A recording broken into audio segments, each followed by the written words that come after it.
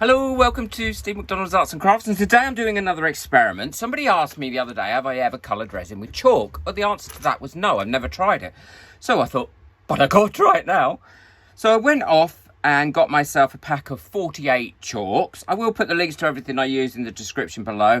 And these were £1. So what's that, $1.25? Really cheap if it works. If you're a first-time viewer, don't forget, hit that subscribe button and that notification bell so you don't miss out on my videos, because I do a lot of tests, a lot of tutorials on how to use resin and what you can use with resins. Without too much further ado, let's get on. Turning the chalk into powder couldn't be easier, to be honest. These are easy. I just broke them up into there. I'm never sure which is the pestle and which is the mortar. So, anyone know? Let me know in the comments. Is it the bowl that's the pestle or the bowl that's the mortar? So I just push it down like that, and I just go, and this cleans out lovely and easy, so I can slip it back in the kitchen without any problems, which is great, unlike the cheese grater when I needed to grate the crayons. And I just go round, there we go, and turn that into a powder. Few scrapes, not much effort either. Knock it off there. I'll give that a quick wash up. I would wash it up before I made a different colour as well. I just use a little plastic spoon to scrape it off the sides. That has actually made quite a nice powder. So I shall pop that powder into there.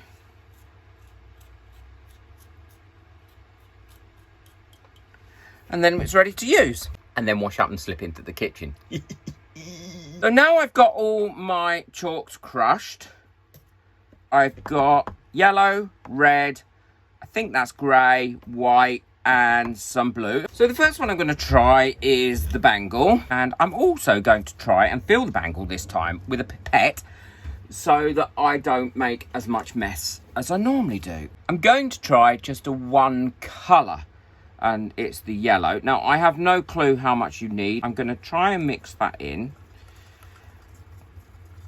Now, I've grated this down to quite a fine powder, but I can still see a few little bits in there. Oh, it's definitely coloured it. I think it needs a bit more, so I'm going to put a bit more in. And because this is dry, it really shouldn't affect the curing time of the resin. It's when you put wet things in resin, like paint and resin pigments that are wet, that it can affect the curing time of the resin. But generally, dry things don't. So it's got quite a nice colour.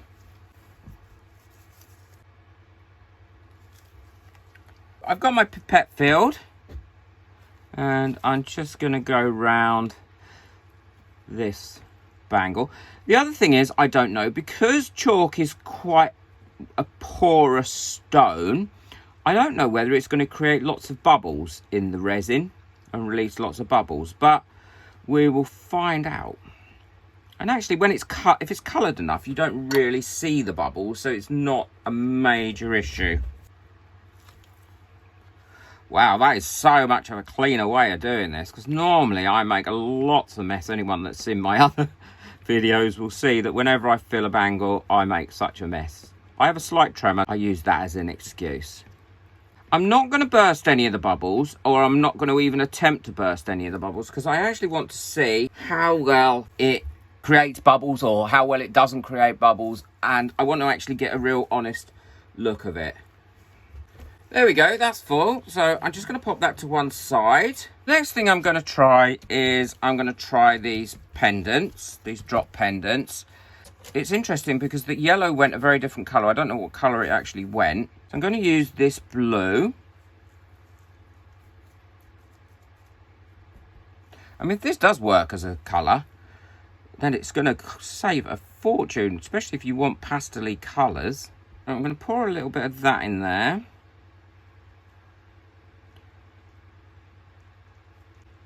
And then in this one, I'm going to do two colours. So I'm going to do the blue. And then I'm going to pour some of that yellow on the top of it as well. I've got it in here, so I'm just going to drop some in it.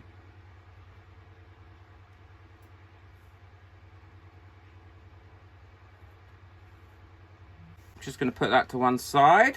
And the next one is the sun catcher. It'll be interesting to see when this is cured how well it reflects light through it. Now, what I'm going to do to start with is I'm going to put a little bit of resin in it. And for this one, I'm going to use a bit of the white. It does take a little bit more mixing in than mica powder, but then it is about a millionth of the price. Well, a millionth is probably a bit of an exaggeration. I'm also going to use a bit of the grey. In fact, I'm not actually sure I've got any of the grey.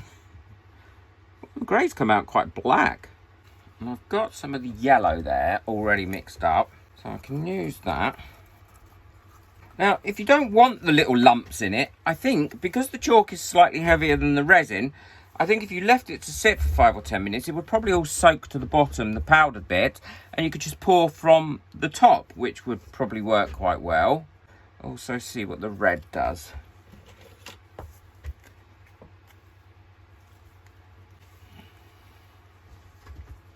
I'm just going to randomly pour these in and see what happens.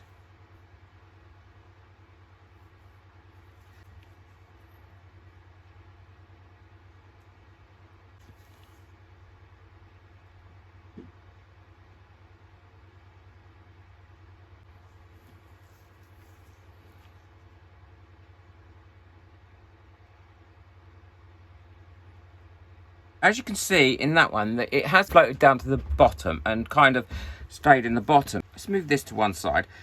This yellow one has been sitting there for quite a while, so let's see if I can pour a bit off without any of the sediment getting in and just have the colour. It does seem to be settling in there quite nicely. I mean, if I'd left it longer, it would have probably settled more. Now we get to the coaster. And what I want to do with the coaster is something slightly different. Just filling up this coaster. And I am going to fill it up quite high, almost to the top. It's quite a large coaster. And then what I'm going to do is I'm going to just take the powder like this and sprinkle it on and see what happens.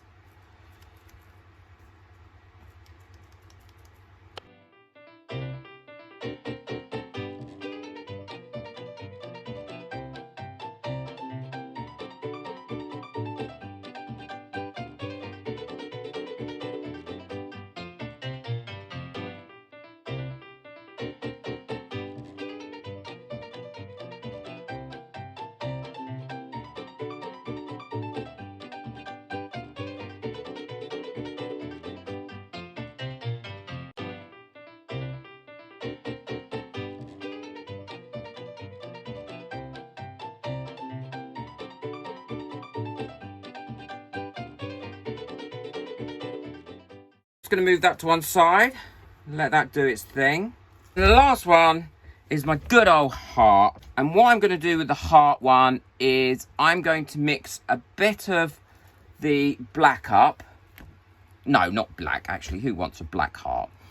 I'm going to mix a bit of the red up, and then I'm going to leave it for about 5 minutes to see if it would settle, and then pour it off, similar to the one I did for the yellow.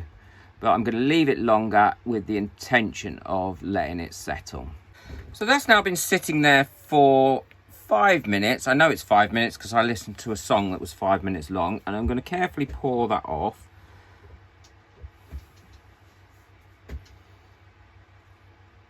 And it is looking quite clear. Let's do a little oval. And as you can see, the vast majority of, let me pour that off. As you can see, the vast majority of the sediment is at the bottom there. So I just push that to one side. I'll just bring you back to the coaster. As you can see with the coaster, a lot of that has been absorbed and sank into the actual resin, but there is still some sitting on the top, some little flakes sitting on the top. Now, I'm not sure if they're going to get absorbed by the resin or not. And if they're not, I'm not bothered because I can put a very thin skim coat of resin over the top to cover those up anyway. These have all cured now, which is great. So I'm really excited about undoing them. I'm going to start with the bangle. I love that sound. There's the bangle. I think that's come out really, really well. What do you think? I mean, that is impressive colour. And it's very uniform colour as well. And what's that probably cost me? Well, the whole box of those 48 chalks only cost me £1, so $1.25. And it's cured lovely and hard. Like,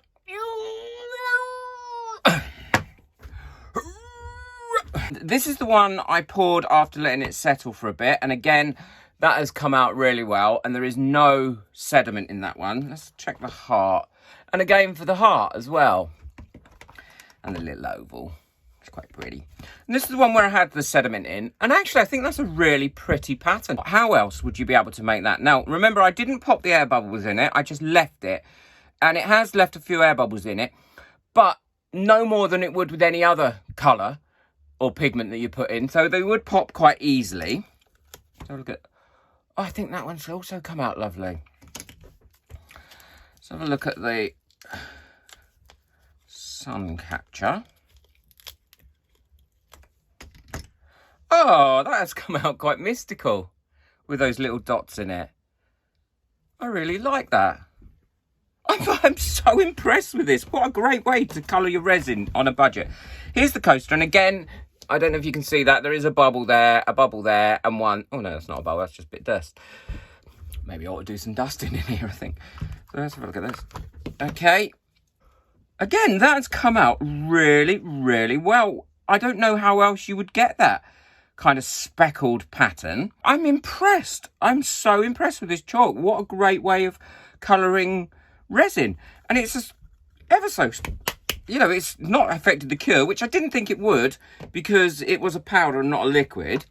Let me know in the comments what you think. Really easy to do. Very, very cheap. Ideal if you're working on a budget because mica powders and colours can be quite expensive. It cured up lovely.